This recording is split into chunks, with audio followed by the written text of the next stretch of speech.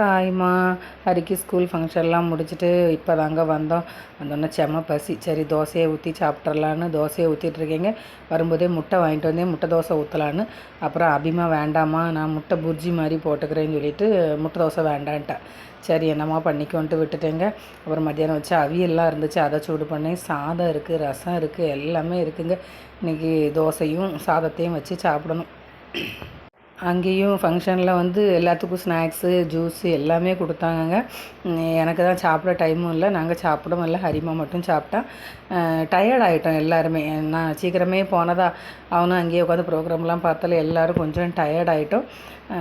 அப்புறம் வந்து அங்கே எடுத்த வீடியோலாம் எடுத்து வச்சுருக்கேங்க, அது நாளைக்கு அப்லோட் பண்ணுறோங்க. அப்புறம் அபிமா புர்ஜி எல்லாம் வச்சுட்டா. அப்புறம் எல்லோரும் உட்காந்து சாப்பிட்டோங்க. ஓகேம்மா, குட் நைட்டுமா. பார்த்து பத்திரமா தூங்குங்க. காலையில் வீடியோ போடுறோம்.